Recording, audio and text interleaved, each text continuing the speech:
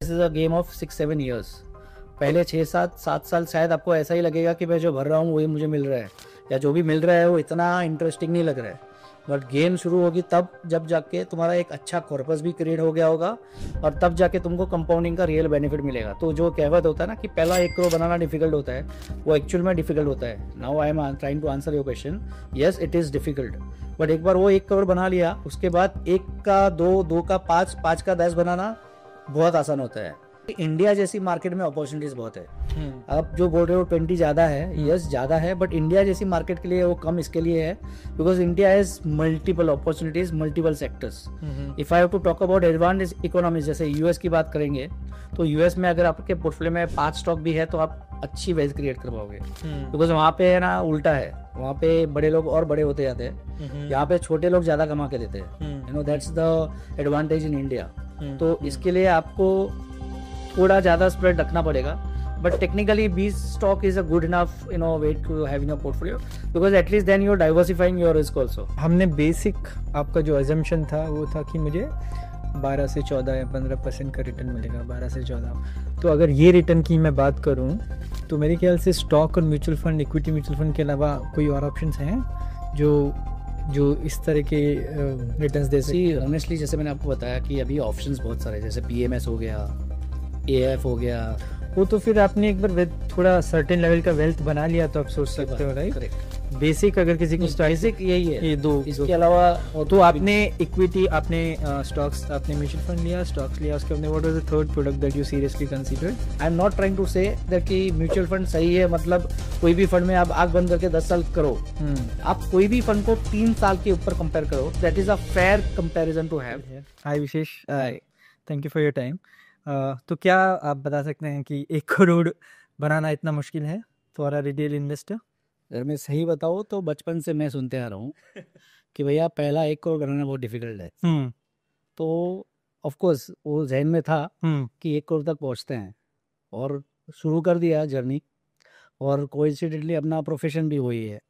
तो वो हिसाब से मैंने बोला कि यार आगे लंबा नहीं सोचते हैं, जर्नी शुरू करते हैं, देखते हैं आगे क्या होता है। तो उस तरह से मेरा पहला इन्वेस्टमेंट 2014 के आसपास मैंने एक्चुअल इन्वेस्टमेंट जर्नी मेरी शुरू की होगी।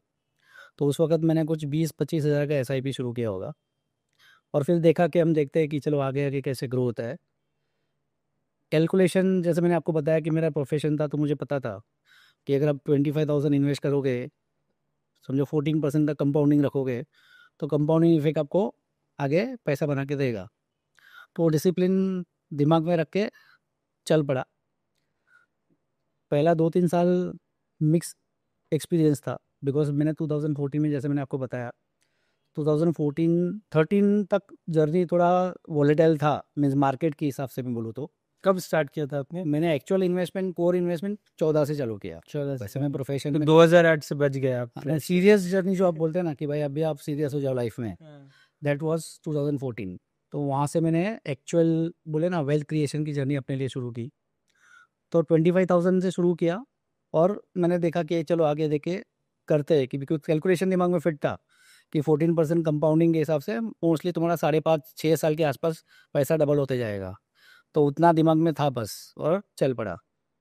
और फिर लकीली मेरा प्रोफेशन भी वही था, तो मुझे बहुत सारा चीज़ खबर पता चला कि भाई अभी ये कर सकते हैं, अभी ये फंड नहीं, ये फंड में करो, थोड़ा और अग्रेसिव करना है, 14 का 18% करना है। तो लोग बता रहे थे स्मॉल मिड कैप अच्छा है, और हमारा तो प्रोफेशन था, तो हमको ये सब एक्सपीरियंस था।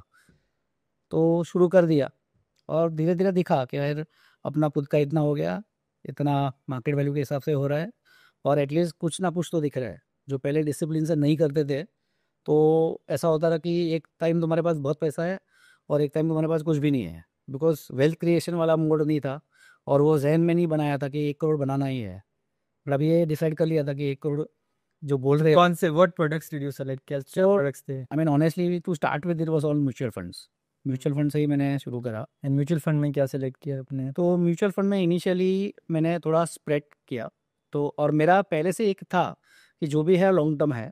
तो मैंने आई मीन टिपिकल डिस्ट्रीब्यूशन जो बोलते हैं हम लोग, जो एसेट एलोकेशन बोलते हैं, तो उस हिसाब से लार्ज कैप में कुछ होना चाहिए, मिड कैप में होना चाहिए, स्मॉल कैप में होना चाहिए। और अभी और तभी सिचुएशन बहुत चेंज हो गई है। जैसे 2018 में सेबी ने रिकैटेगराइजेशन का जो गेम किया है, उसके बाद एक सारे फंड मैनेजर्स का एक लेवल फील्ड वाला गेम हो गया है। तो अपने को एकदम सही मायने में पता है कि लार्ज कैप कैसे काम करेगा, मिड कैप कैसे काम करेगा, स्मॉल कैप कैसे काम करेगा। बस उस वक्त ऐसा नहीं था कि लार्ज कैप को बोल के भी फंड मैनेजर को अगर अच्छा लग रहा है मिड एंड स्मॉल कैप, तो वो थोड़ा एलोकेशन उसमें बढ़ा सकते हैं। बट यस, मैंने ये रखा था कि भाई अपना पहला ये एक्सपीरियंस है, तो थोड़ा कंजर्वेटिव चलते हैं, स्मॉल कैप में इतना ओवरबोर्ड नहीं जाते। तो मैंने around 70-80% large cap oriented funds दिखे थे, और अराउंड 20-25% के आसपास मैंने स्मॉल एंड मिड कैप का कॉम्बिनेशन रखा था, और उस तरह से मैं जर्नी शुरू कर दिया। तो पहला सीरियस अटेंशन जो हम बोलते हैं, वो 10 लाख की जर्नी पे होता है कि भाई चलो 10% हो गया, 10 लाख एक अच्छा नंबर है। एंड दिस यू अचीव्ड सिर्फ large cap and mid cap fund से? हाँ, लार्जली। तो ये करीब करीब मेरा मोटा मोटी and all through SIPs? All through S I Ps. तो ये करीब करीब 3-3.5 साल के आसपास मेरा around, I don't remember the exact number of course now, but it was around 12 के आस 11 lakhs 12 lakhs के आसपास पैसा बन गया था। तो एक पहला सीरियस सिग्नल मिल गया था कि भाई पैसा बन सकता है। अभी इसको खाली एक ही चीज़ श्योर रखता है कि डिसिप्लिन में कंटिन्यू करना है। तो वो जर्नी शुरू रखी, और ऐसे कर करके ग्रेजुअली हम स्टेप अप करते गए। अभी स्टेप अप आप कैसे करते थे? हर साल स्टेप अप करते थे, क्वार्टरली करते थे, कैसे क्या? अभी आज अगर मैं बात करूँगा तो मेरा पिछला 4 साल से एकदम डिसिप्लिन वे में एवरी ईयर होता है। और दूसरा कि कभी कुछ एडहॉक इन्वेस्टमेंट्स हो गई या एडहॉक इनकम आ गई, तो तभी भी मैं स्टेप अप कर देता हूँ।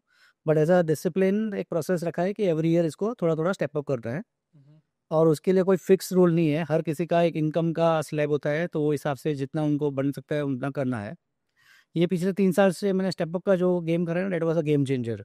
सो जैसे बोलते हैं ना, पहले अपन कछुए के जैसे चलते हैं, स्लो स्लो स्लो, और एक बार वो 4-5-6 साल हो जाता है, तो रियल कंपाउंडिंग गेम भी दिखता है अपने को, क्योंकि तब थोड़ा अच्छा पैसा जमा हो जाता है, और फिर पैसा पैसा को सो पीछे रखता है। टेक्निकली अगर आप बोलो कंपाउंडिंग का असली बेनिफिट तो तभी है जब एक कॉर्पस आप इकट्ठा कर Correct. पाते हो, राइट? करेक्ट। राइट। तो आपका ये जो आपने जर्नी स्टार्ट की, इसमें फ्रॉम 10 लाख कितने टाइम में हुआ आपका? करीब करीब 3 साल के आसपास। 3 साल में 10 lakhs, एंड फिर वो डबल कभी हुआ? फिर पावर ऑफ कंपाउंडिंग हुआ, और स्टेप अप भी मैं थोड़ा थोड़ा कर रहा था, जैसे मैंने आपको बताया। ऑफ कोर्स एकदम रिलीजियस डिसिप्लिन में मैं पिछले 4 साल से कर रहा हूँ, बट अदरवाइज थोड़ा बहुत स्टॉप अप करते ही बट आप बोल रहे सिर्फ ऑल म्यूचुअल फंड, सब कुछ म्यूचुअल फंड? शुरुआत में। फिर कब क्या प्रोडक्ट्स ऐड किया आपने बाद में? अभी मेरा है ना थोड़ा अलग है इसमें, क्योंकि मेरा खुद का प्रोफेशन भी है। सो मैनी टाइम मुझे क्या करना पड़ता है कि मेरे क्लाइंट को बहुत सारी रिक्वायरमेंट्स रहती है, और मैंने अपना बिजनेस जब शुरू किया था तभी कुछ प्रोटोकॉल्स बना के रहते हैं कि भाई ये मेरा रूल ऑफ द गेम्स होगा। तो उसमें सबसे इंपॉर्टेंट चीज़ मेरे लिए ये मायना रखती थी कि I will always have skin in the game.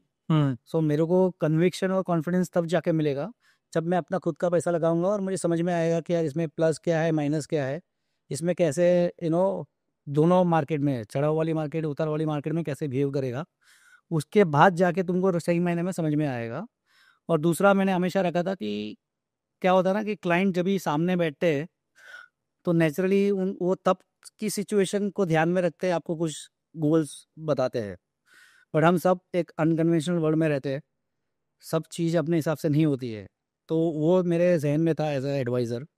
तो मैंने हमेशा ये पहलू रखा था कि चाहे क्लाइंट कुछ भी बोले, अराउंड 20% अपने को लिक्विड इन्वेस्टमेंट्स भी रखने हैं, ताकि कल को अगर क्लाइंट को इमरजेंसी आई है, ऐसा कुछ सिचुएशन आ रहा है, उसका 20% का कॉर्पस ऐसा होना चाहिए जो लिक्विडेबल होना चाहिए। तो वो हिसाब से मैं अलग अलग प्रोडक्ट को एक्सप्लोर करता था अपने पोर्टफोलियो में। मैं जैसे मैंने आपको बताया कि मुझे स्किन इन द गेम का रूल फॉलो करना है, तो ग्रेजुअली क्या हो गया, एक्सीडेंटली बोलो या इंटेंशनली बोलो, मैंने प्रोडक्ट्स का बास्केट थोड़ा बढ़ाते गया। तो आज के तारीख में अगर आप मुझे बात करोगे, तो मेरे पास कम से कम 13-14 प्रकार के प्रोडक्ट्स हैं मेरे पोर्टफोलियो में। What are these products? So it starts, हाँ ऑफ कोर्स, बट यहाँ पे मैं खाली पहले प्रोडक्ट्स के आने पे पहले एक डिस्क्लेमर जैसा दे देता हूँ कि ये कोई फिक्स फार्मूला नहीं है जो ये व्यूअर्स को फॉलो करनी है। It is just that I am repeating कि मेरे प्रोफेशन के हिसाब से और मेरे रूल के हिसाब से मुझे स्किन इन द गेम पसंद है करके मैंने ये 13-14 प्रोडक्ट में एक्सप्लोर किया है, जिसमें क्रिप्टो करेंसी भी आता है, जिसमें प्रेशियस मेटल्स भी आती है, गोल्ड आता है, इंटरनेशनल स्टॉक्स आता है, डोमेस्टिक ऑफकोर्स इंडियन स्टॉक्स तो हर किसी को चाहिए पोर्टफोलियो में, बट मैंने ग्लोबल स्टॉक्स भी लिए हुए हैं। रिसेंटली मैंने PMS ऐड करा। और हाँ, और एक बहुत इंटरेस्टिंग चीज़ मैंने पिछले 2-2.5 साल से एक्सप्लोर करना शुरू की है, which is all unconventional instruments. जैसे प्रेशियस मेटल मैंने आपको एक चीज़ बताई, फिर एक रेयर करेंसीज करके है मेरे पोर्टफोलियो में, फिर गोल्ड मोहर है मेरे पोर्टफोलियो में, और क्रिप्टो करेंसीज है। पर ये सब तो आपने बहुत लेट ऐड किया होगा ना। सो पिछले 2.5 साल में। 2.5 साल में। सो हम थोड़ा पीछे जाते हैं। सो आपने बोला आपने लार्ज कैप मिड कैप से स्टार्ट किया, करेक्ट। और कितने फंड्स थे आपके पास में? आई थिंक 4 या 5 फंड थे। तो आप, ये तो बहुत सिंपल हो गया, 4-5 फंड आपके पास थे, Correct. आप 25,000 रुपीज़ की SIP आपने Correct. की। और फिर आपने कैसे प्रोडक्ट्स ऐड किए उसमें, कैसे आपने अपना पोर्टफोलियो चेंज म्यूचुअल किया? फंड में। कैसे भी, मतलब आपने स्टार्ट किया, which other products you added as you moved along in your journey? So मैंने क्या करा ना कि जब जब थोड़ा थोड़ा मेरे पास आता था ना, तो मैं एक होमवर्क कर लेता था कि अब अल्टीमेटली अपने को पैसा कुछ ना कुछ गोल अचीव करने के लिए करना है। तो जब मैंने जैसे आपको बताया कि 2014 में हम लोग ने सीरियस वे में लिया, तो सबसे पहले मैंने और मेरी वाइफ ने लिस्ट डाउन किया कि भाई अपने गोल्स क्या क्या है, और उसको भी हमने सेग्रीगेट कर दिया कि कोर गोल्स और सैटेलाइट गोल्स। कोर गोल्स माने कि ये गोल्स उस टाइम पे अचीव होना ही चाहिए। जैसे फॉर एग्जांपल मेरी 2 बच्ची है, बड़ी वाली बेटी 11 साल की है, छोटी वाली बेटी 5 साल की है। तो मुझे पता है कि यार जब वो रिस्पेक्टिव 18 ईयर्स के होंगे, तो मुझे तब ग्रेजुएशन के लिए एक बड़ा कॉर्पस लगेगा। जब वो 22 की हो गया तो पोस्ट ग्रेजुएशन के लिए एक बड़ा कॉर्पस लगेगा। तो दोनों का ग्रेजुएशन, दोनों का पोस्ट ग्रेजुएशन। और फिर हम लोग ने रिवर्स मैच करके एक कैलकुलेटर लगाया कि भाई अगर मुझे आज एग्जाम्पल आज के 50 लाख के हिसाब से अगर वो 18 साल की होती है, तो इन्फ्लेशन को कंसिडर करके तब का मुझे समझो 1 करोड़ रुपया लगेगा। तो 1 करोड़ रुपया अगर मुझे 13 साल में अचीव करना है, तो रिवर्स कैलकुलेशन करके at the rate of 12-14% SIP return मिले, तो कितने की SIP करने की। तो वैसे मैंने क्या कर लिया कि जितने भी मेरे क्रिटिकल गोल्स है, जैसे ये दोनों बच्चे के ग्रेजुएशन, पोस्ट ग्रेजुएशन, और मेरा और मेरी वाइफ का रिटायरमेंट, तो रिटायरमेंट कॉर्पस प्लान करने के लिए हम लोग ने सिंपल वही कैलकुलेशन रखा कि आज अगर हम लोग रिटायर होने वाले होते, तो महीने का समझो अप्रोक्सीमेटली 3 लाख रुपया रखता है, और यही सेम लाइफस्टाइल मुझे मेंटेन रखनी है through out my life span. तो इन्फ्लेशन को ध्यान में रखते हुए टारगेट रिटायरमेंट एज 55 ईयर्स ध्यान में रख के इतना कॉर्पस बिल्डअप करना पड़ेगा। अगेन सेम कैलकुलेशन के रिवर्स कैलकुलेशन करके इतनी SIP करनी पड़ेगी। तो फिर हम लोग ने एक अनुमान आ गया कि भाई टोटल सारे गोल्स के लिए मोटा मोटी अपने को इतना अमाउंट का SIP करना है। बट नेचुरली ये प्लानिंग एक चीज़ होता है और रियलिटी एक अलग चीज़ होती है। तो जब हमने कैलकुलेशन किया तो समझ में आया कि भाई अपने को इतना अमाउंट का SIP करना पड़ेगा, and honestly that was a big ask. तो आधे लोग वहाँ पे डिले हो जाते हैं कि भाई ये हमारे बस की बात नहीं है। तो क्या करना है कि अगर हमने रिटायरमेंट, एजुकेशन, सैटेलाइट गोल्स, घूमना है, वॉट एवर हमने ऐड कर दिया है, और हमारा SIP का अमाउंट कैलकुलेट करने के बाद इतना आता है जो हम कर ही नहीं सकते, सपोज 1 लाख आ गया और हम नहीं बचा पा रहे, सपोज मैं 50-60 हज़ार रुपये बचा पा रहा हूँ, तो क्या करना है फिर? सो हमारा तो और भी ख़राब था। ऑनेस्टली मेरी आस्क थी कुछ, if I am not wrong, it was ask of around 5 lakh something per month? Per month. और जैसे मैंने आपको बताया मैंने शुरू किया केवल 25,000 से। तो हमने क्या सोचा कि see there is, I mean actually reality check हो गया कि बॉस अपने को अगर ये लाइफस्टाइल चाहिए और इस तरह से अपने को अपनी फाइनेंशियल लाइफ बनानी है, तो ये रियलिटी है, इसको आप कुछ नहीं कर पाओगे। तो अपने हाथ में है वो तो कर लेते हैं, फिर देखेंगे आगे। और जो भी इन्वेस्ट करेंगे eight the end of the कुछ ना कुछ क्रिएट करके देगा अपने को, और फिर आगे देखते जाएंगे हम लोग। तो वी वर वेरी क्लियर कि we don't want to get dishearten by looking at the numbers that कि this are beyond our reach. अपने को करना है वो पक्का है। तो हमने बोला कि चलो ठीक है 25,000 से करते हैं और आगे जाके देखते जाएंगे। एक बहुत इंटरेस्टिंग चीज़ है म्यूचुअल फंड में, SIP तो हमारे ख्याल से सब लोगों ने सुना होगा, बट स्टेप अप SIP जो बहुत अच्छा टूल है आपको ये गैप को कम करने के लिए, that has actually worked in our favour. तो जैसे मैंने आपको बताया कि हमको पता था कि हमारी आस्क है महीने का 5-5.5 लाख रुपया इन्वेस्ट करने का, आज हम शुरुआत कर सकते हैं 25,000 से। तो ग्रेजुअली एक लक्ष्य मिल गया था कि अभी 5-5.5 लाख तक जब तक नहीं पहुँचते तब तक अपने को गोल अचीव नहीं होने वाला है, और ये जितना लंबा करते जाएंगे उतना आस्क बढ़ते जाएगा। तो ये क्लियर हो गया। तो इससे एक फ़ायदा क्या हो गया कि हमने फिर अनवांटेड एक्सपेंसेस को थोड़ा कंट्रोल में लाना शुरू कर दिया। और दूसरा कि एक हमारे इंडियन कल्चर में एक एडिशनल एडवांटेज होता है सब लोगों को कि हमको कभी ना कभी कुछ ना कुछ मिलता है। जैसे बर्थडे में कुछ गिफ्ट मिल गया कैश के फॉर्म में, फिर दिवाली में, ऐसे कोई ना कोई वार त्यौहार में अपने को कुछ ना कुछ पैसा भी मिल जाता है। तो मैंने और मेरी वाइफ ने ये दिमाग में रखा था कि ये पहले गैप फुलफिल करते रहेंगे। तो समझो ये सब मिला के साल का 25-50 हज़ार रुपये ऐसा एक्स्ट्रा हो जाता था, तो वो भी हम डाल देते थे। उतना सीरियस हो गए थे हम लोग 2014 से।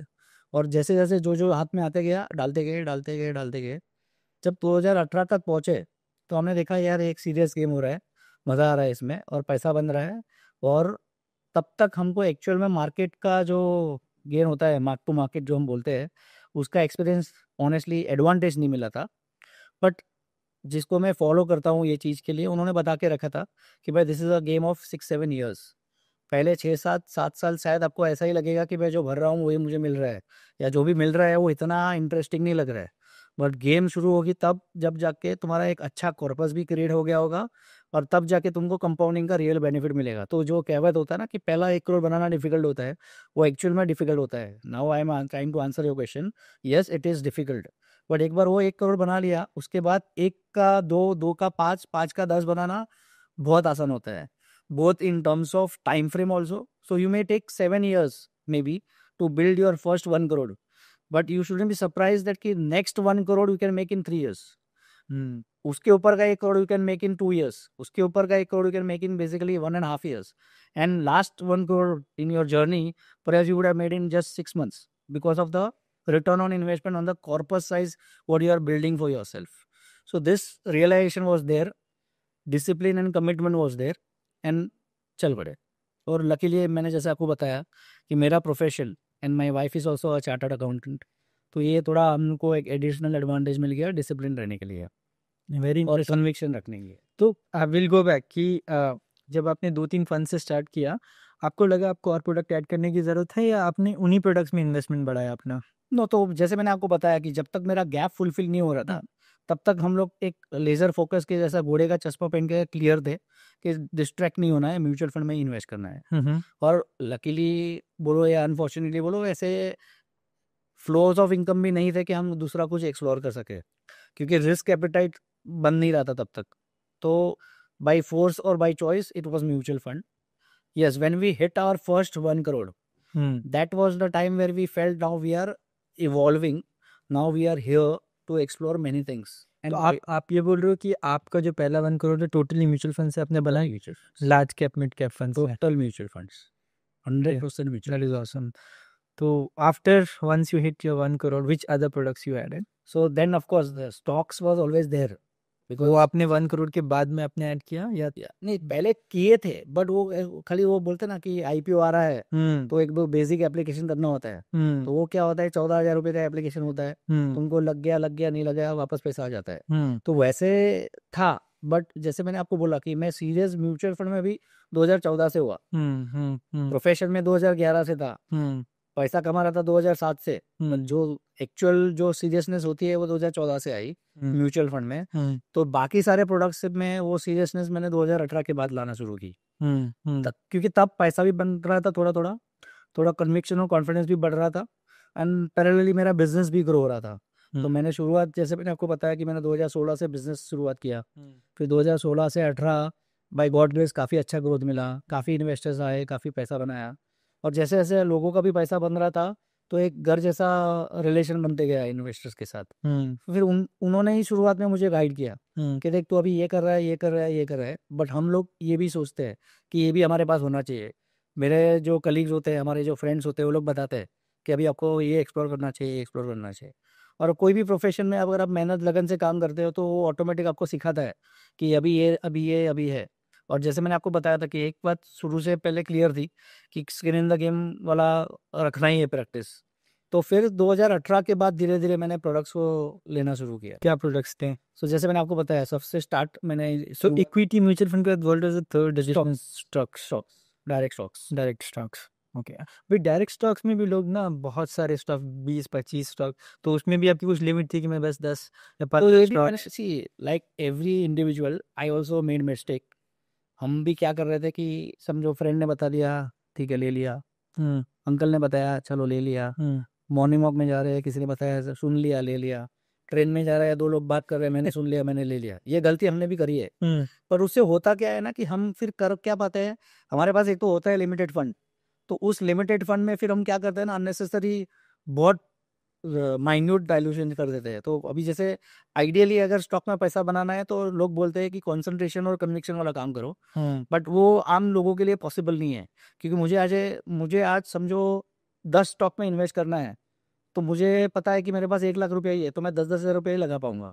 और सबको अच्छा लग रहा है, सबका अच्छा लग रहा है, किसी का 22% मिल रहा है, किसी को 25 मिल रहा है, किसी को 40 मिल रहा है, किसी ने तो एक हफ्ते में डबल कर लिया। तो ये बहुत सारा फोमो होता है।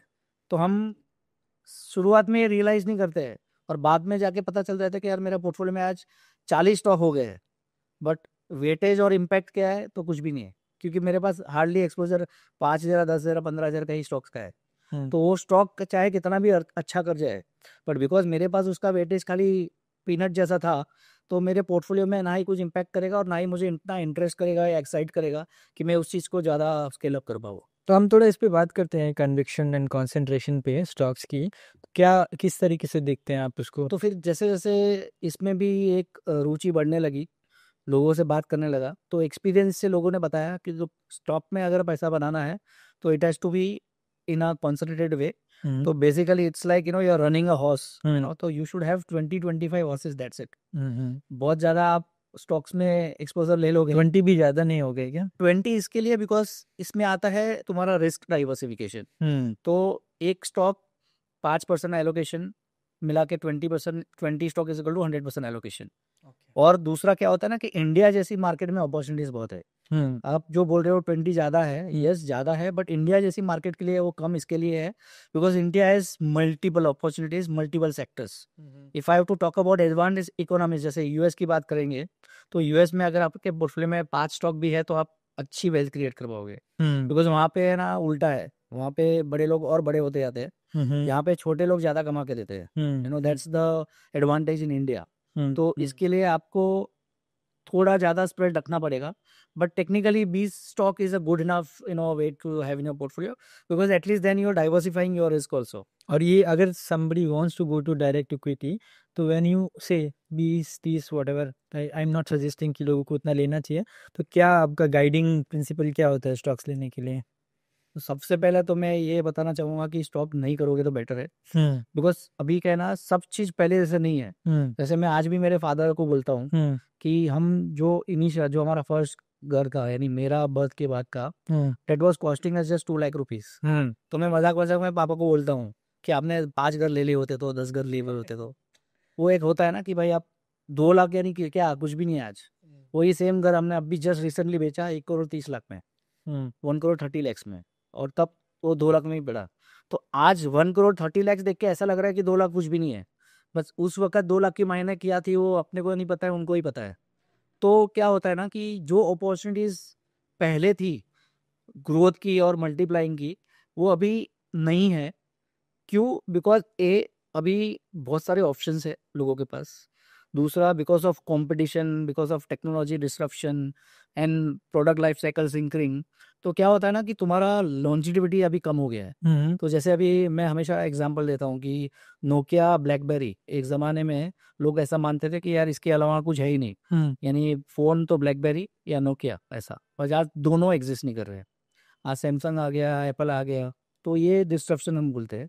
तो क्या होता है ना कि अगर मैं एक स्टॉक पकड़ के बैठा था पहले पहले के ज़माने में, या एक प्रॉपर्टी मैंने कोई ले ली थी पहले के ज़माने में, तो उसने मुझे 20-30 साल में मेरा ज़िंदगी का वेल्थ क्रिएट करके दे दिया। बट अगर आज मैं ऐसा बोलूँ कि ये पर्टिकुलर कंपनी या ये पर्टिकुलर स्टॉक लेके मैं बढ़ जाऊँगा, तो पहले तो प्रमोटर को ही पता नहीं है कि उसकी कंपनी 3 साल के बाद एग्जिस्ट करेगी कि नहीं। तो ये जो एक कॉन्सेप्ट है ना लॉन्ग टर्म होल्डिंग वाला, वो अभी शायद कहीं ना कहीं डिस्ट्रप्शन के हिसाब से मिसिंग है। और अगर रहेगा भी, आज बहुत सारी ऐसी कंपनी है भी जो अगले 100 साल तक शायद अपने को दिखे, बट क्या वो उतना ग्रोथ ईयर ऑन ईयर दे पाएगा, वो एक क्वेश्चन मार्क है। और दूसरा, जैसे मैंने आपको बताया कि अभी क्या है ना, सेक्टर्स भी नए इवॉल्व हो रहे हैं। पहले कैसा था कि पता था कि यार अपने वो ऑटोमोबाइल में डाल दिया, फार्मा में डाल दिया, इंफ्रा में डाल दिया, आईटी में डाल दिया, कहानी खत्म। अभी आज वो चीज़ की कोई बात ही नहीं कर रहे हैं, because that is very boring now. People want to invest in AI, people want to invest in EV, people want to invest in energy। तो ये नए सेक्टर्स इवॉल्व हो रहे हैं। तो अभी ये सेक्टर्स तो अब भी इवॉल्व हो रहे हैं।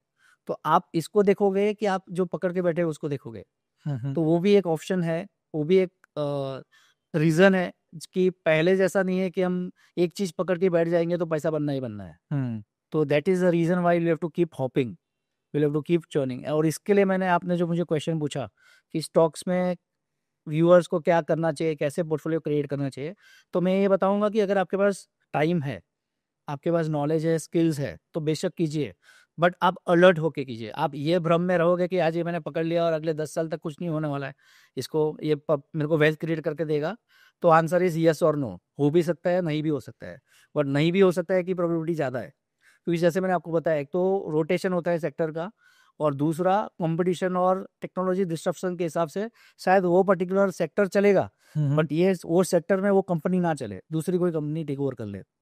तो ये स्टॉक मैनेजमेंट में बहुत डिफिकल्ट हो जाता है अभी, क्योंकि you will have to have continuous watching, monitoring and tracking. तो that is something which is very painful, very very discipline चाहिए उसमें, और वो बहुत मुश्किल से मिलता है। सो आप, हमने बेसिक, आपका जो अजम्पशन था वो था कि मुझे 12 से 14 या 15% का रिटर्न मिलेगा, 12 से 14।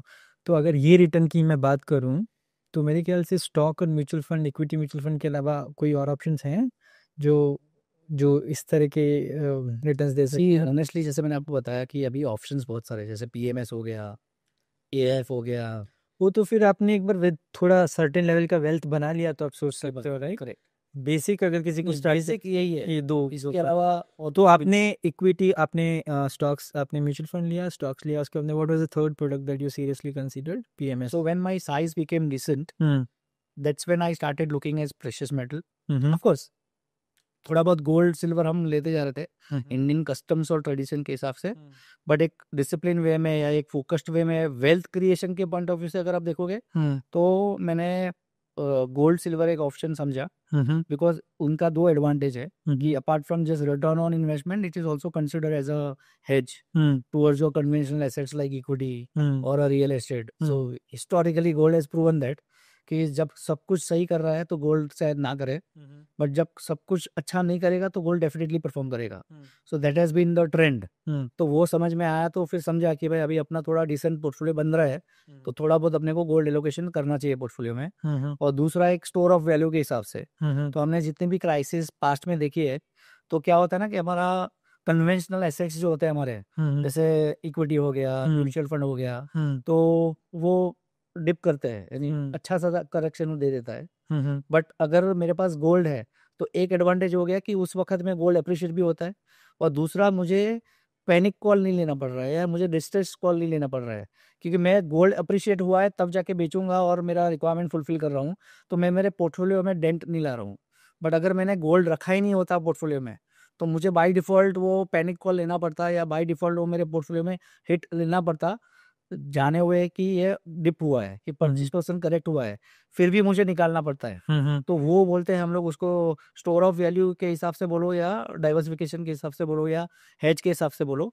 तो मैंने फिर तीसरा गोल्ड सिल्वर ऐड करना शुरू करा, और रिसेंटली जो लास्ट 2-2.5 साल है, उसमें तो मैंने बहुत सारी चीज़ ऐड कर ली, जैसे अनलिस्टेड स्टॉक्स हो गया आज, फिर अपना private equities, not directly private equity as a hard core fund, but startup के पॉइंट ऑफ व्यू से, फिर ग्लोबल स्टॉक्स, फिर अपना क्रिप्टो करेंसी, जैसे मैंने आपको बताया, रेयर करेंसीज, गोल्ड मोहर, कलेक्टिबल्स, यानी रेयर पेपर जो नोट्स होते हैं ना, जो पुराने ज़माने में एक टाइम पे थी, अब नहीं है, तो लोगों को कैसा होता है कि जो रेयर होती है वही चाहिए, तो उसका अप्रिसिएशन एक अलग लेवल का होता है, तो उसमें always seller is the king, तो उसको बोलते हैं कलेक्टिबल्स, तो वो मैंने कलेक्ट करना शुरू करा। और रीसेंट अगर आप इंट्रोडक्शन की बात करोगे, तो हमने एक ग्लोबल पीएमएस जैसा प्लेटफॉर्म हमने एक इंट्रोड्यूस किया है। तो उसमें क्या होता है ना कि when you invest in equity, as an investor you should also diversify across the geography. तो हम फिलहाल जो स्टॉक की बात कर रहे हैं या इक्विटी एक्सपोजर की बात कर रहे हैं, वो इंडिया में रिस्ट्रिक्टेड है, बट यहाँ पे हमको पता है कि यार एक जैसे फॉर एग्जांपल ये जो पोर्टफोलियो मैंने शुरू करा है, उसमें इजराइल की एक कंपनी है, तो वो कंपनी के बारे में मैंने सुना ही नहीं है, और वो कंपनी के प्रोडक्ट के बारे में मैं इतना नहीं सुना है, बट वो जिस तरह से काम कर रही है, शायद वो अगले 2 साल में बहुत बड़ा डिस्ट्रप्शन ला सके। तो वो फेज में उस कंपनी में इन्वेस्ट करने का मेरा कभी बनता ही नहीं अगर मैं ये चीज़ को एक्सप्लोर ना करता तो आज मैंने ये एक्सप्लोर किया है करके मुझे ये opportunity. But all these type of products you can explore after you have built certain kind of products. हाँ यार, दैट इज गिवन. तो आपने PMS किस स्टेज पे ऐड किया? PMS तो मैंने अभी ऑनेस्टली अभी 6 तो मेरा क्वेश्चन था कि मेरी लिमिटेड अंडरस्टैंडिंग में है कि PMS का portfolios are concentrated, mutual funds are slightly more diversified. So पहले इसमें एक क्लियर कर लूँ कि PMS जो है या AIF जो है, ये जितने भी स्ट्रक्चर्ड प्रोडक्ट की हम बात करते हैं तो that is basically meant purely and purely for HNIs and ultra HNIs जिनका मिनिमम इन्वेस्टेबल सरप्लस 5 CR के ऊपर है या 10 CR के आसपास का है. तो क्यों? इसके 2 रीजन है. एक, आज कोई भी PMS as per SEBI guidelines minimum 50 lakh का इन्वेस्टमेंट मांगती है. तो जिसके पास 5 करोड़ है तो 50 lakhs is just a 10% of his total investable surplus. So then it makes sense for him to explore. Because उसको पता है कि ये PMS अगर सही करा तो ठीक है, बट अगर गलत हुआ या मेरे एक्सपेक्टेशन के हिसाब से नहीं भी करा तो खाली 10% of my wealth is expose to this. So then he will not feel that much hurt. उनको इतना हार्म नहीं करेगा वो. तो ये बहुत समझना जरूरी है कि ये सुनने को बहुत अट्रैक्टिव लगते हैं, समझने में ईजी होता है, बहुत कैची होता है, बट सही मायने में ये समझना बहुत इंपॉर्टेंट है कि हमको हमारे पोर्टफोलियो में कब इसके बारे में सोचना चाहिए. तो जैसे मैंने आपको बताया कि कोई भी इन्वेस्टमेंट हो उसका वेटेज तुम्हारे टोटल पोर्टफोलियो में अगर कभी वो 10% के नीचे का है तब जाके उस चीज़ को तुमको एक्सप्लोर करना चाहिए. अगर वो 10% के वेटेज का ऊपर का हिस्सा बन जाता है तुम्हारे पोर्टफोलियो के पॉइंट ऑफ व्यू से तो वो सही नहीं रहेगा. So what is the advantage? अगर मेरा म्यूचुअल फंड इतना अच्छा है कि आपका मेरा बेसिक 1 करोड़ 2 करोड़ बना दिया and I have 2 crore, so why can't I put more money in mutual fund? Why should someone choose PMS? So if you honestly asked me, I would have never gone in PMS. Not that I'm against PMS. There's nothing against PMS. PMS of course has its own advantage. PMS का सबसे बड़ा advantage है कि जिसको concentration पता है और जिसको पता है कि मुझे हाई कन्विक्शंस पोर्टफोलियो में ही पैसा लगाना है तो बेशक वो PMS कर सकता है. बिकॉज PMS में एक एडवांटेज है फंड मैनेजर को, उसको सेबी के म्यूचुअल फंड के रूल्स और लागू नहीं पड़ते हैं. म्यूचुअल फंड में कैसा है ना कि सेबी का बहुत सारा रूल डिफाइंड है. PMS के लिए भी सेबी का रूल डिफाइंड है, बट PMS में जैसे 50 lakhs का ऊपर का टिकट साइज है तो सेबी ने थोड़ा अंडरस्टैंडिंग ये रखा है कि यहाँ पे लर्नेड इन्वेस्टर आएंगे, यहाँ पे वेल्दी इन्वेस्टर आएंगे, तो थोड़ा बहुत हम इस पे फ्लेक्सिबिलिटी फंड मैनेजर्स को दे सकते हैं कॉन्सेंट्रेशन रिस्क लेने का. और म्यूचुअल फंड में सेबी का ये मानना है कि यहाँ पे हमने मिनिमम इन्वेस्टमेंट 500 रुपीज रखी है तो इस पे हर किसी की रिस्क एपेटाइट सेम नहीं होगी. कुछ लोगों की रिस्क एपेटाइट बहुत कम होगी, उनकी प्रोफाइल के हिसाब से उनको उतना रिस्क लेना अलाउड नहीं है और वो कैरीड अवे न हो जाए उसके लिए म्यूचुअल फंड मैनेजर्स को बहुत सारे स्ट्रिक्ट नॉर्म्स फॉलो करने पड़ते हैं, जिसमें सबसे पहला है डाइवर्सिफिकेशन. तो अगर म्यूचुअल फंड का एवरेज अगर आप देखोगे तो अराउंड 50 से 60 स्टॉक्स मिलेंगे आपको एक म्यूचुअल फंड में. ऑफ कोर्स कुछ selected category of mutual fund है जैसे फोकस फंड तो उसमें 15-20-25 होती है, बट लार्जली अगर आप देखोगे तो 50 से 60 स्टॉक आपको एक म्यूचुअल फंड में मिलता है. वही अगर आप PMS में एवरेज देखोगे तो 15-20 मैक्सिमम 25 होगा, उसके ऊपर नहीं जाएगा. तो एक होता है कि इक्विटी का हम वॉलेटिलिटी रिस्क तो ऑलरेडी ले रहे हैं, अगर ऊपर हमने कॉन्सेंट्रेशन रिस्क ऐड कर दिया तो then you have to be very clear what you are trying to do. And then if you don't have time in your favour, because mutual fund में क्या है ना, तुम 2 साल 3 साल वाले प्रोडक्ट्स भी एक्सपेक्ट कर सकते हो कि भाई मेरे को 2 साल का पैसा लगाना है म्यूचुअल फंड में, मेरे पास ऑप्शन है. 6 महीने का पैसा लगाना है, मेरे पास ऑप्शन है. PMS में आपको बेयर मिनिमम एक्सपेक्टेशन ही 5 years का रखना पड़ेगा कि भाई मैं 5 साल तक पैसा नहीं देखूंगा. तो अगर आपका 5 साल का होराइजन है, आपका कॉर्पस इन्वेस्ट करने के बाद खाली 5% या 10% होता है आपके टोटल पोर्टफोलियो पे, तो PMS कीजिए. कोई उसमें मैं हाँ या ना या सही या गलत नहीं बोल रहा हूँ, बट अगर आप मुझे पर्सनली पूछोगे तो मुझे आज के तारीख में PMS से ज़्यादा म्यूचुअल फंड इसके लिए पसंद है क्योंकि at the end of the day घूम फिर के अगर आप long term average weighted return देखोगे तो मोटा मोटी PMS भी वही देता है और म्यूचुअल फंड भी वही देता है. सवाल वही है कि अगर वही है तो इतना कॉन्सेंट्रेटेड रिस्क लेने का एक्चुअल क्या एडवांटेज है? कुछ इन्वेस्टर के पॉइंट ऑफ व्यू से क्या होता है ना, अभी जैसे मान लो मेरे कुछ इन्वेस्टर ऐसे है जिनके पास इतना पैसा है कि म्यूचुअल फंड में और कितना डालो तो बनता है उनके लिए प्रोडक्ट एक्सप्लोर करने के लिए. और हम क्या करते हैं ना कि हम हमेशा जॉकी पे पैसा लगाते हैं। तो अभी कुछ कुछ म्यूचुअल फंड के फंड मैनेजर्स इतने बड़े हो गए हैं, सब मायने में, एक्सपीरियंस के मायने में, कैपेबिलिटीज़ के बारे में, स्किल्स के बारे में, तो वो क्या करते हैं, खुद का सेटअप करते हैं पीएमएस के फॉर्म से। तो अभी मुझे पता है कि मुझे इनके साथ काम करना है, बट अभी अनफॉर्चुनेटली ये म्यूचुअल फंड नहीं मैनेज कर रहे, ये पीएमएस में आ गए, and I want to follow him. So that is one reason why I will go to PMS. Second thing, कि म्यूचुअल फंड जैसे मैंने आपको बोला थोड़ा डाइवर्सिफाइड ज़्यादा है, मुझे एक कॉन्सेंट्रेशन बैच लेना है। मुझे पता है कि अगले 10 साल में ये 4 सेक्टर्स ही चलने वाले हैं, या मुझे ये 4 सेक्टर्स पे ही पैसा लगाना है। तो मेरे को पीएमएस मिल जाएगा जो ये 4 सेक्टर्स के ऊपर फोकस करके पैसा मैनेज करेगा मेरा। तो पीएमएस में कैसा होता है ना, डिस्क्रिशनरी और नॉन डिस्क्रिशनरी दोनों ऑप्शन है। म्यूचुअल फंड में there is nothing like discretionary non discretionary, बस कंपलसरी है कि भाई आपको पैसा लगाना है, डिस्क्रिशन फंड मैनेजर करेगा, आपको कोई आपका राइट नहीं है बोलने का। हाँ, आपको ये राइट है कि आपको मिड कैप में डालना है कि लार्ज कैप में डालना है, बट एक बार आपने लार्ज कैप में डाल दिया, फिर लार्ज कैप में वो कौन सी कंपनी खरीदेगा, कौन से सेक्टर में डालेगा, वहाँ पे आपका कहना कुछ नहीं बनता है। बट जो वेल्दी लोग हैं उनका कहना ऐसा होता है कि भाई मेरा पोर्टफोलियो मुझे पर्टिकुलर स्टाइल में मैनेज करवाना है, तो वो पीएमएस के बारे में सोचते हैं, क्योंकि उनको पता है कि मुझे ये एक पर्टिकुलर कॉन्सेंट्रेटेड सेक्टर्स में ही मुझे काम करना है, तो वो मैंडेट वो पीएमएस फंड मैनेजर वाले को दे सकता है। तो इसके लिए पीएमएस लोग ज़्यादा पसंद करते हैं, क्योंकि उनको पता है कि यार मेरा म्यूचुअल फंड बहुत एक्सपोजर है। इज़ नॉट डेट कि because he is investing in PMS is not in happy in mutual fund, वो म्यूचुअल फंड में इतना ही हैप्पी है, तब जाके तो जो है वो रख रहा है। बट आज उसके पास गॉड विलिंग इतना पैसा है और एक्स्ट्रा, जहाँ पे वो कैलकुलेटेड रिस्क लेना चाहता है, वो कैलकुलेटिव रिटर्न अचीव करना चाहता है, और सबसे इम्पोर्टेंट कि उसको जो अपील कर रहा है उसमें उसको पैसा लगाना है। तो ये पीएमएस में पॉसिबल है कि वो डिक्टेट कर सकता है कि मुझे इसी चीज़ में इन्वेस्ट कराओ। तो that is the reason why people go to PMS. तो अभी एक नई कैटेगरी इंट्रोड्यूस हुई है SIF। यस। तो क्या व्यू है आपका उस पर? तो I mean honestly it's too early to comment, because अभी तक तो प्रैक्टिस में भी नहीं आया है, अभी तो खाली पेपर वर्क चल रहा है। बट सेबी ने कहीं ना कहीं सोचा कि इंडिया की जो यंग इन्वेस्टर की ऑडियंस है उनको थोड़ा थ्रिल पसंद है, तो उन्होंने क्या करा कि भाई अगर ये लोग लर्नेड वे में करेंगे तो एटलीस्ट थोड़ा रिस्क में कम कर पाऊंगा। तो उस एंगल से ये कैटेगरी लॉन्च की है, जहाँ पे फंड मैनेजर्स डेरिवेटिव्स के कॉल ले सकते हैं, एफएनओ खेल सकता है, बहुत सारा जो यंग क्राउड को अट्रैक्ट करता है वो एक मैनेज्ड वे में होगा। एक फंड मैनेजर के डिस्क्रिशन, लेकिन फंड मैनेजर के डिस्कशन हमेशा फंड मैनेजर का रहेगा, बट एटलीस्ट गाइडेड वे में होगा, लर्नेड वे में होगा।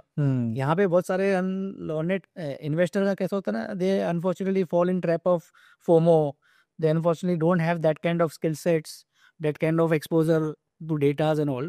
तो fund manager has all this thing in place. तो एटलीस्ट सभी का ये मानना है कि एटलीस्ट यहाँ पे थोड़ा लर्नेड वे में होगा तो क्लाइंट लोगों का रिस्क थोड़ा कम हो सकता है। यहाँ पे अल्टीमेटली अंडरलाइन रिस्क जो है वो तो है ही, बट वो खुद करे उससे अच्छा एक्सपर्ट लोग करेंगे, तो वहाँ पे थोड़ा बहुत रिस्क मैनेजमेंट हो जाए। तो that was the motive, that was the idea. अभी how this will play out that only time will say, that we'll have to wait and watch. तो आपने एक और कहते हो एक प्रोडक्ट कैटेगरी बोली, अनलिस्टेड स्टॉक्स। Yes. अब do they give that kind of return कि आपको उस तरह की रिस्क लेनी चाहिए? सभी चीज में प्लस और माइनस होता है, और अनलिस्टेड अगर आप मुझे पूछोगे तो मेरा पर्सनली तो ये चौथा एक्सपोजर हुआ है, और मेरा all 4 exposure has been fantastic. बहुत सिंपल है कि अपने को उसमें थोड़ा एक्स्ट्रा कॉशियस होके बहुत सिलेक्टिव होना पड़ेगा, तब जाके आपको अनलिस्टेड की रियल बेनिफिट मिलेगी। तो unlisted as a word suggest you are trying to enter early, तो that is the whole crux. तो अगर मुझे मेरी रिसर्च बोल रही है कि ये पर्टिकुलर आइडिया, ये पर्टिकुलर सेक्टर और ये पर्टिकुलर कंपनी, ये तीनों क्राइटेरिया में ये पर्टिकुलर स्टॉक मुझे लग रहा है कि अच्छा ग्रो कर सकता है। जैसे अभी मैं तो खुल के बोल सकता हूँ एनएससी, जब मैंने एनएससी करा था तो मेरा प्री बोनस, मेरा आज के हिसाब से अगर मैं प्राइस गिनूँ तो मुझे 600 रुपये में पड़ा, और ये कुछ 1.5-2 साल की बात कर रहा हूँ मैं। और आज वही मार्केट में आज की अगर रेट में बात करूँ तो 2200-2400 हो गई है, यानी 4 गुना पैसा मेरा 2 साल में हो गया है, 1.5 से 2 साल में। तो ये हर एक लिस्टेड में होगा नहीं होगा एक क्वेश्चन मार्क है। ऐसा नहीं है लिस्टेड में नहीं होता है, लिस्टेड में भी पॉसिबल है, बट यहाँ पे गेम शॉर्ट जैसा फील हो रहा था कि भाई बीएसई का एक उसके जो पीयर है उसका एक ट्रैक रिकॉर्ड बन चुका है लिस्टेड स्पेस में, और NSE मोरलेस, अगर मैं एप्पल टू एप्पल भी बोलूँ तो चलो NSE is as good as BSE, probability wise it is better, but at least BSE का ट्रैक रिकॉर्ड दिमाग में था लिस्टेड का, और ये अनलिस्टेड में अगर मुझे 600 रुपये में मिल रही है तो नो ब्रेनर है, क्योंकि मुझे पता है कि आज यही कैलिबर की, यही कैटेगरी की कंपनी मुझे लिस्टेड स्पेस में अगर 1200 रुपये में मिल रही है तो मेरा डबल तो आज गिवन डे है। अब जैसे BSE का ग्रोथ हुआ वैसे पैरेलल NSE का भी ग्रोथ हो गया, तो आज 4 गुना पैसा हो गया। तो ये स्पेस में अगर आपके पास सही रिसर्च है, कन्विक्शन बहुत अच्छा है, तो ये बहुत अच्छी तरह से प्ले आउट हो सकता है। तो that is the reason why one should explore unlisted. और अभी बहुत सिंपल हो गई है ना, पहले जैसा नहीं है कि आपको स्ट्रगल करना पड़ता है। अभी तो एप्स अवेलेबल है। ये बहुत, या अभी टेक्नोलॉजी के हिसाब से बहुत चीज़ कन्वीनियंट हो गई है, तो ये चीज़ इवॉल्व हो रही है।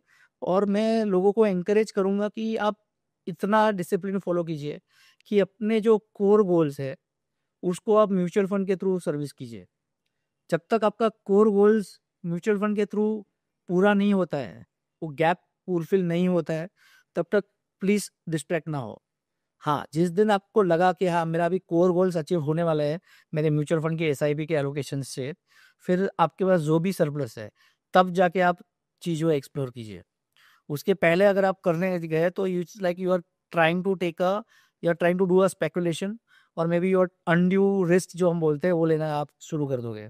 और इसमें कैसा होता है ना कि it's like double edge sword जैसा है कि पहला गेम अच्छा चल गया, जैसे NSE का मैंने एग्जांपल दिया, तो आपको ऐसा लग रहा है कि यार यही है, यहाँ पे ही पैसा बनेगा, तभी ये मेरा 2 साल में 4 गुना 4x, और ये मेरा 2 साल में 12-12 24% ही दे रहा है।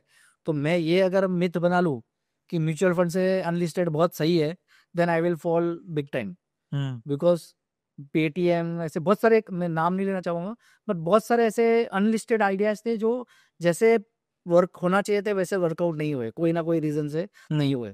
तो वो चीज़ हम इग्नोर नहीं कर सकते हैं।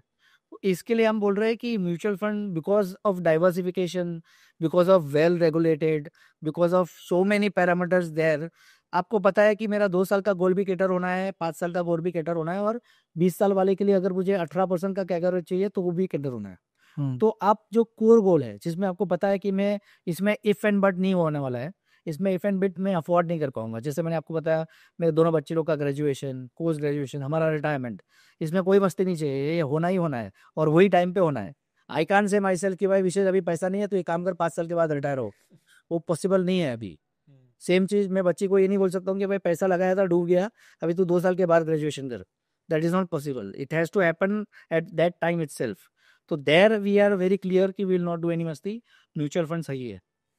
But as I said, as you evolve, as your wealth happens, wealth create होता है तो मस्ती आना स्वाभाविक है, और तब आपके पास थोड़ा कॉन्फिडेंस और कन्विक्शन भी अलग लेवल का होता है, आपका नेटवर्क भी अलग लेवल का होता है, आपको एक्सपोजर भी अलग लेवल का मिलता है।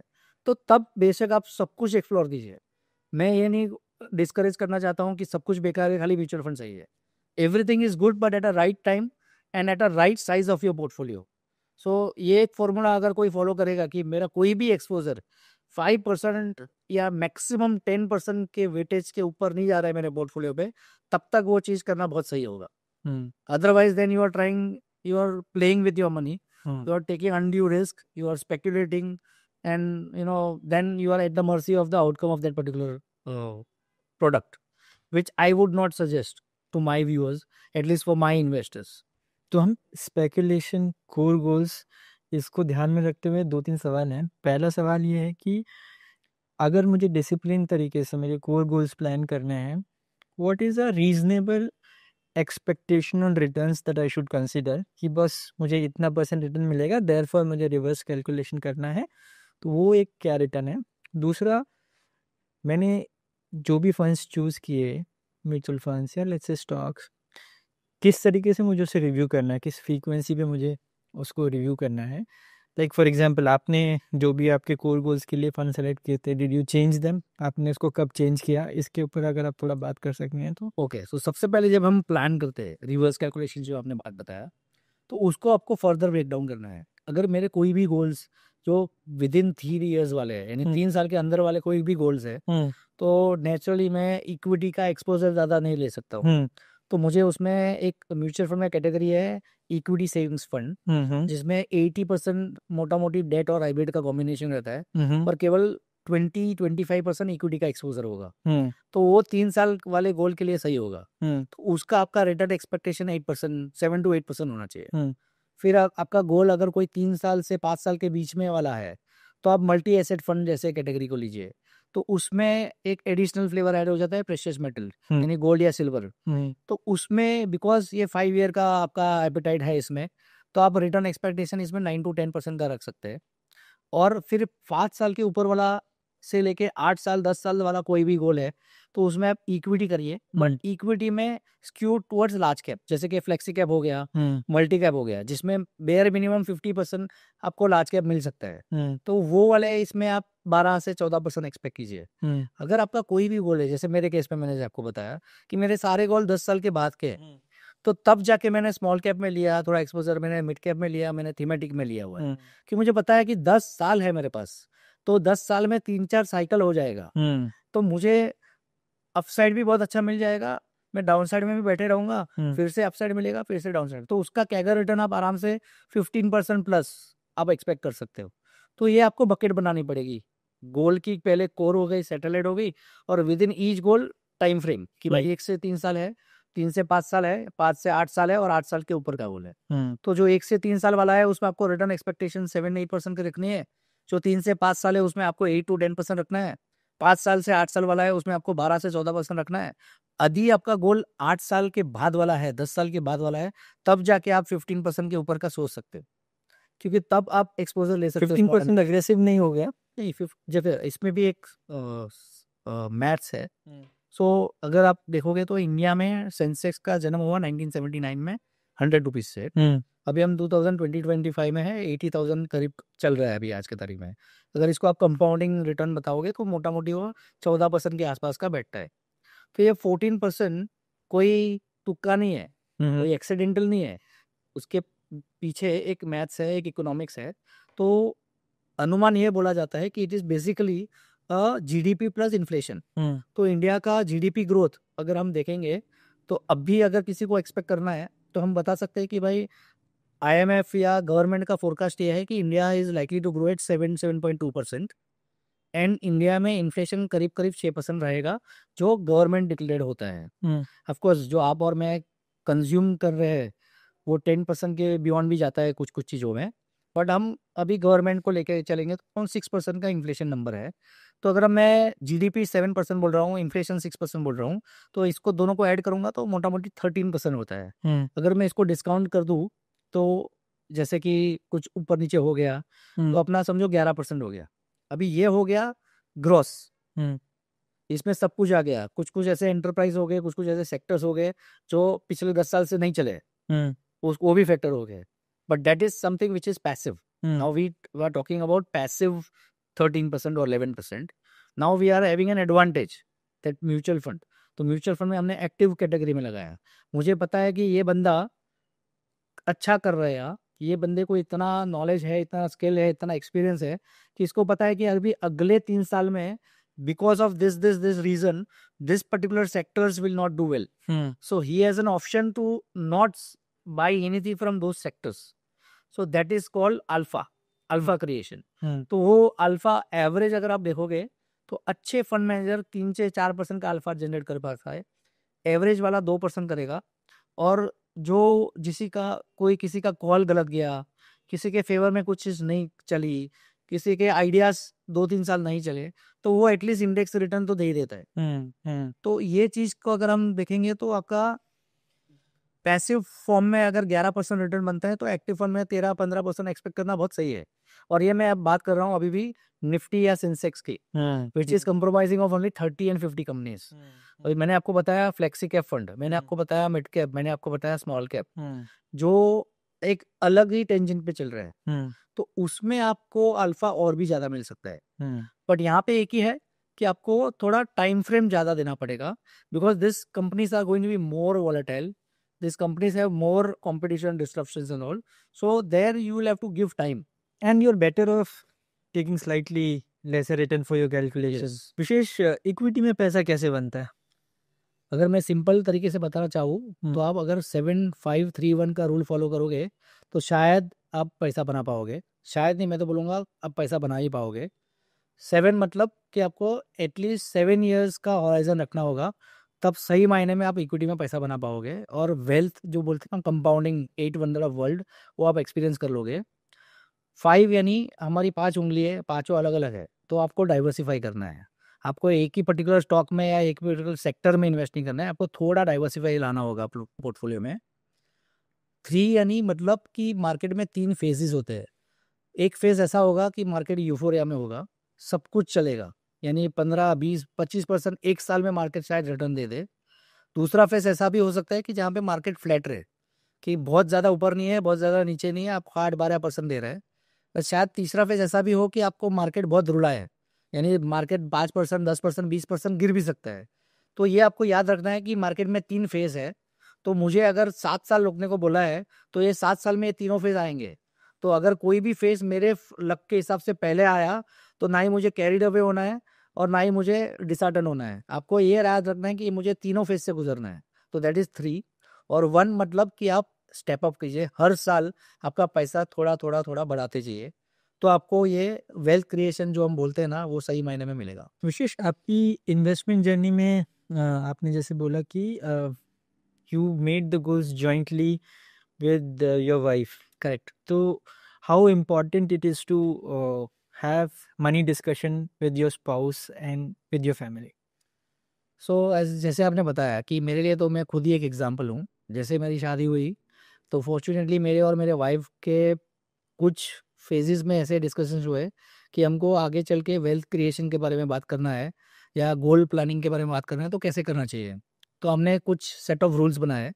हमने सबसे पहले लिस्ट डाउन कर लिया म्यूचुअल, कि भाई अपने कोर गोल्स क्या क्या है, अपने को क्या क्या लाइफ में अचीव करना है, what are your aspirations, what are my aspirations.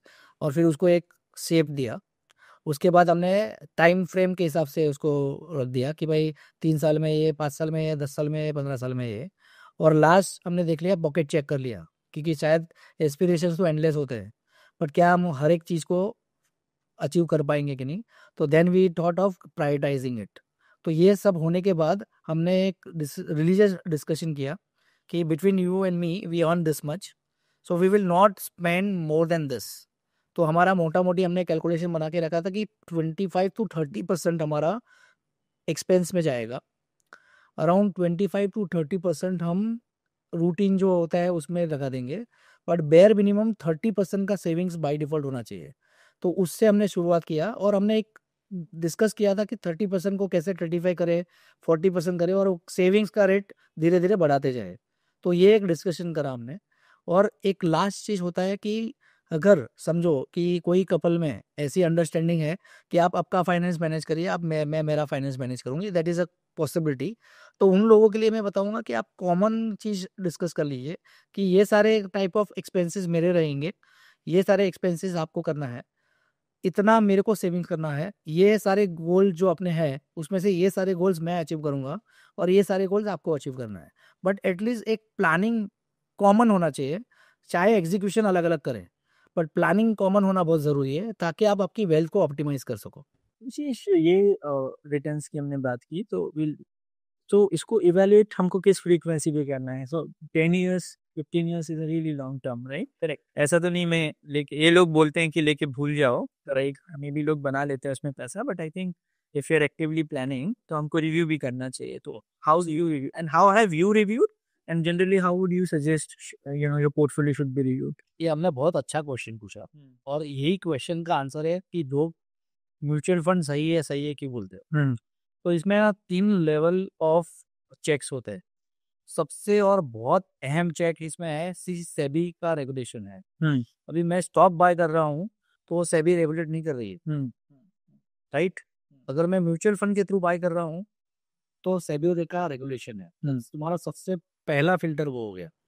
The SEBI will not allow fund managers or the asset management companies to buy notorious things. That is point number one. That is where automatic filtration happens.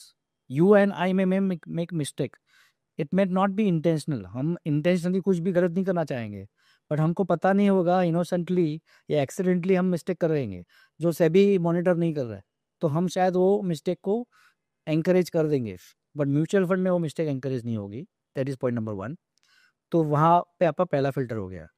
दूसरा filter करता है आपका fund manager. तो fund manager naturally अगर इतने साल से देख रहा है तो ये कहना सही होगा कि उसको हमारे से ज़्यादा एक्सपीरियंस है, उसको हमारे से ज़्यादा अनुभव है। Of course this is not comparable to each and every individual that exist, but at least जो न्यूज़ है, जो नए लोग चालू कर रहे हैं, जो नुआंस है, जो पहली बार कुछ करना चाहता है, तो उनके पॉइंट ऑफ व्यू से आप वो बेनिफिट दे सकते हो फंड मैनेजर के लिए कि भाई आप मेरे लिए जो भी करोगे सही करोगे। तो that is another filter which is by default happening. और थर्ड होता है तुम्हारा एडवाइज़र। जैसे फॉर एग्जांपल मैं, तो मुझे अगर आपसे डिस्कशन करने के बाद ये पता चला कि आपके पास 100 रुपया लगाना है आज आपको, उसमें आपको 20 रुपया 2 साल के बाद ही चाहिए, आपको 50 रुपया 5 साल के बाद चाहिए, और आपको दूसरा 30 रुपया आपको 10 साल के बाद चाहिए। तो ये तीसरा फ़िल्टर हो गया मेरे यहाँ से कि मैं आपका 20 रुपया जो आपको 2 साल के बाद चाहिए, उसको मैं इक्विटी वाले फंड में लगाऊँगा ही नहीं।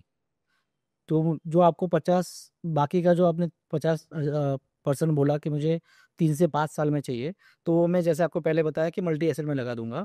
और जो आपका 30 रुपया है, जो आपको 10 साल के आसपास का चाहिए, वो ही फंड्स में थोड़े अग्रेसिव इक्विटी फंड्स में लगाऊँगा। तो ये आपका तीसरा फ़िल्टर हो गया। अभी लास्ट चीज़ होता है, जो एक बहुत सही मायने में बताना है मुझे, कि ऐसा ज़रूरी नहीं है कि मैंने आज जो आपको दे दिए, वो फंड्स अगले 10 साल तक अच्छा करेंगे। तो वहाँ पे आपको थोड़ा मैं आपको गाइड कर दूँ कि क्या-क्या हम क्राइटेरिया रखते हैं। सो सबसे इम्पोर्टेंट होता है कि मूवमेंट्स, जैसे एक हर एक एएमसी का एक स्टाइल ऑफ मैनेजिंग फंड्स होता है। कोई ग्रोथ प्ले करता है, कोई वैल्यू प्ले करता है, कोई कॉन्ट्रा प्ले करता है, कोई मिक्सर प्ले करता है। तो ये आपको पता होना चाहिए टेक्निकली, जो बहुत डिफिकल्ट है एक आम आदमी के लिए पता लगा। आप सिंपल तरीके से तीनों स्टाइल क्या होती है बता सकेंगे? सो ग्रोथ यानी you buy that company at any cost. Okay, that is like you, because you expect that company to grow endless. होती रहेगी। तो that is growth. Hmm, value यानी आपको पता है कि ये कंपनी अच्छी करेगी, बट ये रेट में ये कंपनी को बाय नहीं कर सकता हूँ। Hmm, so then you want to wait for your price to come, that is value. और हाइब्रिड में दोनों हो गया, मीन्स थोड़ा ग्रोथ हो गया, थोड़ा वैल्यू हो गया। और कॉन्ट्रा एक अलग ही होता है कि भाई मुझे पता है कि अगले पिछले 3 साल में अगर मान के चलो इंफ्रा ने अच्छा किया है, हुँ, तो शायद अगला 3 साल इंफ्रा अच्छा ना करे, हुँ, शायद अगला 3 साल फाइनेंस कराए। हुँ, तो that is called contra bets. Hmm, तो ये स्टाइल फंड मैनेजर की पता होनी इम्पोर्टेंट है, बट वो एक्सपीरियंस से आएगा। और वो कन्विक्शन मीन्स अगर आपने उसको कंटिन्यूस ट्रैक करा है, हुँ, आपको टेक्निकल नो हाउ पता है, तब जाके आपको ये चीज़ पता चलेगी। तो ये एक हो गया पहला चेक कि हुँ, भाई अभी मार्केट में ग्रोथ चलेगा कि वैल्यू चलेगा कि कॉन्ट्रा चलेगा। तो ये थोड़ा आपको एक्सपीरियंस से आएगा, नॉलेज से आएगा, स्किल से आएगा। दूसरा होता है कि हम, जैसे मैंने आपको बहुत पहले बताया कि हम जॉकी पे पैसा लगाते हैं। हुँ, तो मेरे लिए fund manager is a jockey. Hmm, तो मुझे अगर कोई पर्टिकुलर फंड मैनेजर का काम बहुत अच्छा लगता है, और मैंने देखा हुआ है कि उसने हर्षद मेहता स्कैम वाली भी मार्केट शायद देखी है, उसने लेमन ब्रदर वाली मार्केट भी देखी है, उसने डॉट कॉम बबल वाली मार्केट भी देखी है, उसने बहुत सारे पेन सहन किए, बट उसके बावजूद वो बहुत स्ट्रांगली वापस आया है। तो यहाँ पे हम बोल सकते हैं कि अगर आगे भी ऐसा कुछ हो रहा है, जो होने वाला है, तो he will be able to make us come out of that. Hmm, तो उसके ऊपर मेरे को पैसा लगाना होता है। बट कोई रीज़न, जैसे मैंने आपको बोला कि कुछ-कुछ फंड मैनेजर अभी म्यूचुअल फंड इंडस्ट्री छोड़ के खुद का पीएमएस चालू कर रहे हैं। तो जैसे ही वो एग्ज़िट मारता है, तो एक ट्रिगर होना चाहिए कि अभी ये पर्टिकुलर फंड मैनेजर मैनेज नहीं कर रहा है। तो that doesn't mean that I am trying to say that कि you need to exit from that fund, hmm, but then you need to get cautious hmm, कि अभी ये इवैल्यूएट इट मोर हाँ, फ्रीक्वेंट। अभी ये फंड को radar में डाल देना है, ट्रैकिंग करना है उसको। हुँ, तो अगर उसने 3 महीना, 6 महीना, 9 महीना, 1 साल परफॉर्मेंस में बहुत ज़्यादा वेरिएशन नहीं आता है, तो मीन्स कि ये प्रोसेस ड्रिवन फंड है, ये सिस्टम ड्रिवन फंड है, ये मैन स्पेसिफिक फंड नहीं है, एक पर्टिकुलर फंड मैनेजर पे स्पेसिफिक फंड नहीं है। हुँ, तो उसको आप कंटिन्यू करो। तो क्योंकि आप देख रहे हो कि इसके जाने के बाद भी 3 महीना हो गया, 6 महीना हो गया, 9 महीना हो गया, 1 साल हो गया, ये ऐसे ही परफॉर्म कर रहा है जैसे पहले कर रहा था। तो then you need not do anything. But कुछ-कुछ केस में शायद ऐसा हो सकता है कि जैसे ही वो फंड मैनेजर वो फंड से निकल गया, तो शायद पहले 3-6 महीने में कुछ ना दिखे, हुँ, और अचानक से आपने देखा कि 9 महीने में उसका टॉप क्वार्टाइल से सेकंड या थर्ड क्वार्टाइल में चले गया, हुँ, और वो जाने के बावजूद 2 महीना, 3 महीना, 6 महीना कंटिन्यूअस वो टॉप क्वार्टाइल्स में है ही नहीं है वापस। हुँ, वो सेकंड या थर्ड क्वार्टाइल में ही है। तो आपको कॉशियस होना है। तो टेक्निकली आपको 1 साल तक उसको रडार में रखना है। 1 साल में बहुत डेविएशन आता है तो एग्जिट करना होगा, और फिर या तो कंटिन्यू करना है। तो ये हो गया आपका सेकंड चेक कि फंड मैनेजर का अगर एग्जिट होता है तो। तीसरा होता है कि continuous 3 years under performance benchmarks. You think 3 years yes, करना चाहिए? उसका रीज़न ये है कि क्या होता है कि जैसे अभी मैंने बोला आपको जॉकी का पैसा लगाता है, तो investment is always a perception game. तो आज मैं फंड मैनेजर हूँ, मैं अभी किसी का नाम नहीं लेना चाहता हूँ, इंडस्ट्री में तो अलाउड नहीं है, बट एग्जांपल दूंगा कि एक फंड मैनेजर थे, उन्होंने एक पर्टिकुलर आइडिया पे बहुत ज़्यादा कन्विक्शन दिखाया था।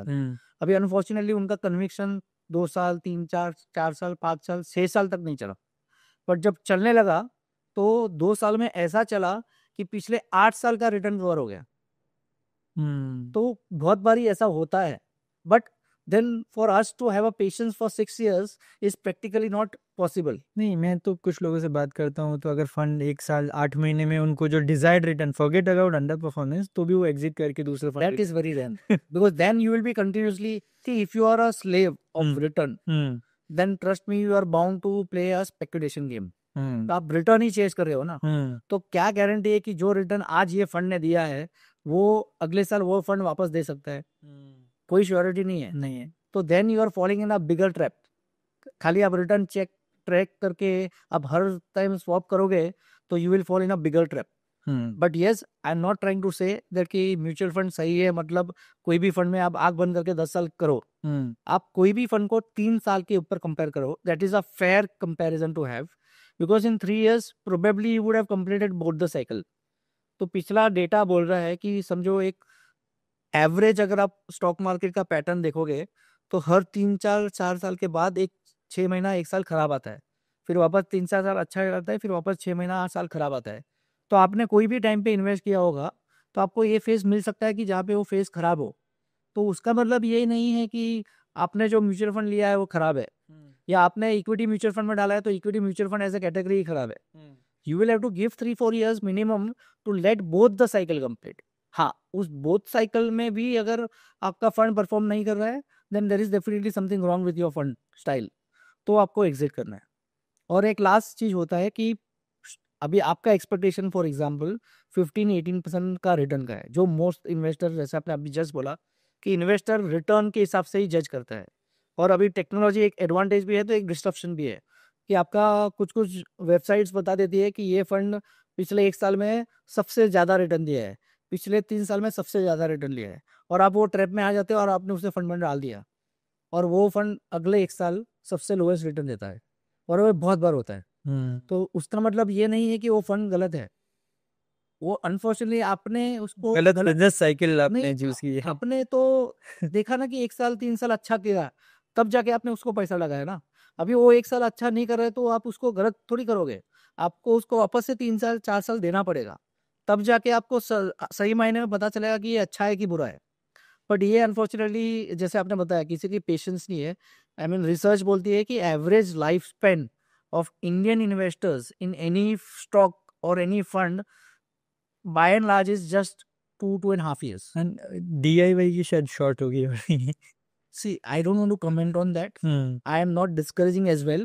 But thing is that कि जितना हम कैजुअली लेते हैं ना ये चीज को, उतना कैजुअली नहीं लेना चाहिए, because this is a serious business. और मैं हमेशा मेरे क्लाइंट्स को या मेरे प्रोस्पेक्ट्स को या मेरे व्यूअर्स को बोलते रहता हूँ कि जितना इम्पोर्टेंस आज आप एक डॉक्टर को दे रहे हो, आपके फैमिली डॉक्टर को, आपके चार्टर्ड अकाउंटर को, आपके लॉयर को, उतना ही सीरियस इंपॉर्टेंस आपको वेल्थ मैनेजर को देना पड़ेगा। आपको एक पर्सनल फाइनेंस कंसल्टेंट रखना पड़ेगा, क्योंकि he is the one who is 24/7/365 on the subject. And I am not saying here कि because he is 24/7/365 he is going to be more knowledgeable than you, but at least he will be more active than you. That is something which is very important. तो मैं किसी की knowledge को या किसी की skill को challenge नहीं करना चाहता हूँ। मैं एक ही रिक्वेस्ट करना चाहता हूँ कि भाई जो प्रोफेशन में जो बंदा है उसकी रिस्पेक्ट आप रखो, और आपको कहीं ना कहीं जेन्युइनली वैल्यू एडिशन क्रिएट करके देगा। आपको खाली वो समय देना है, वो टाइम देना है। अगर आप एक इन्वेस्टमेंट से उसको जज करोगे या एक इन्वेस्टमेंट से आप कोई फंड को जज करोगे तो आप बहुत गलती कर रहे हो, क्योंकि then you will continuously fall in that trap and then you will continuously hop.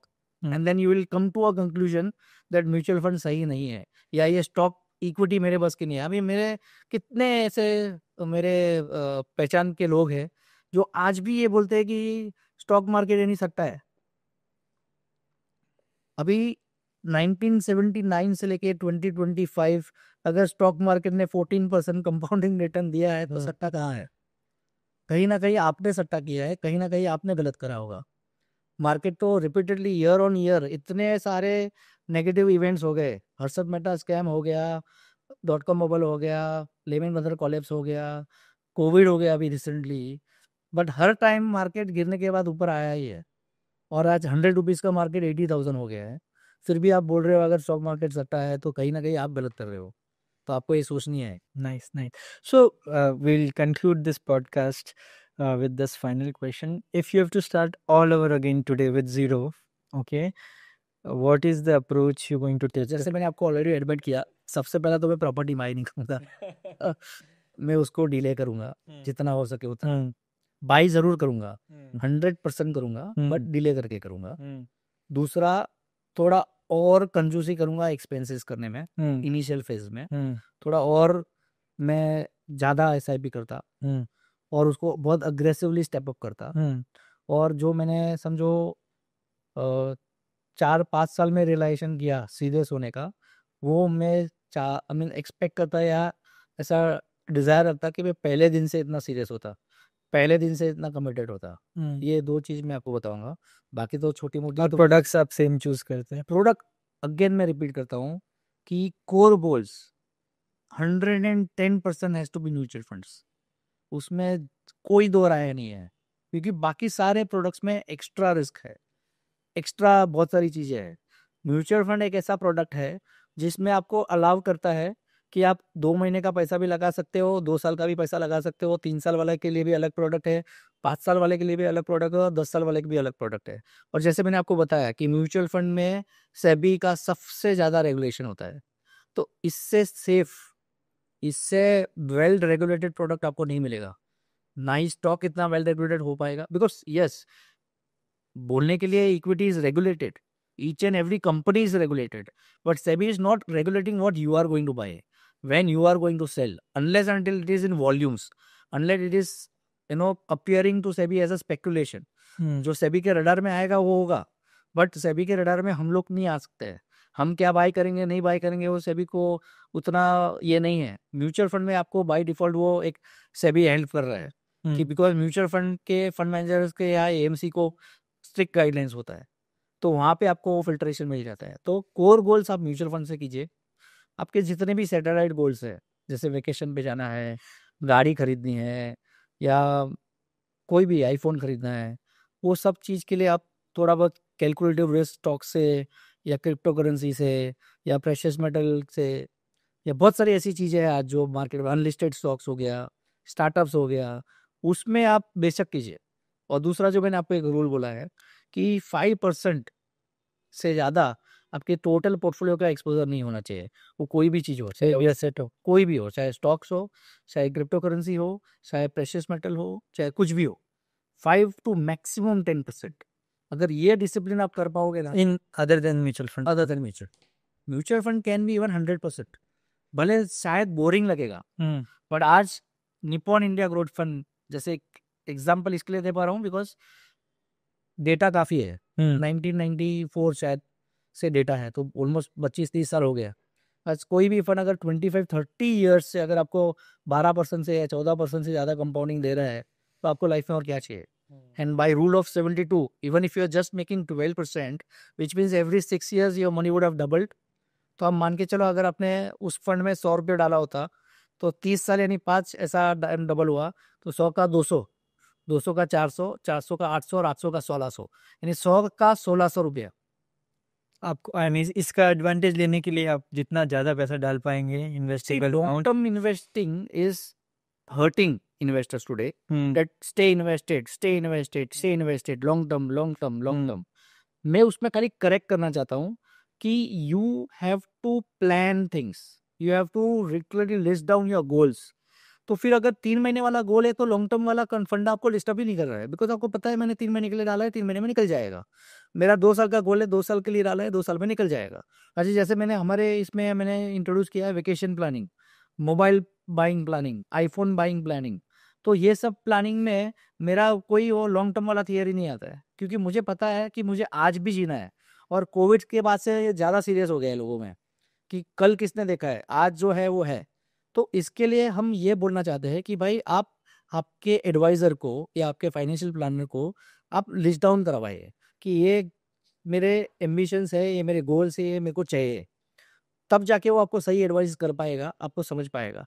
वरना एक टिपिकल प्लानिंग या डिस्कशन होता है तो फिर वो, और वेल्थ क्रिएशन की बात होती है तो वेल्थ क्रिएशन कंपाउंडिंग से भी होती है, उससे ही होती है। जैसे हमारे, मैंने आपको जो एग्जांपल दिया मेरा 2 लाख के घर का, वो 2 लाख 1 करोड़ 30 लाख बना, 2 लाख का 1 करोड़ 30 लाख बना, बट कब, कितने सालों में? 1982 में कर लिया था एंड 2024 में बेचा। तो 24 और 18, 42 ईयर्स में 2 करोड़ का 1 करोड़ 30 लाख हुआ। तो that is power of compounding, that is wealth creation.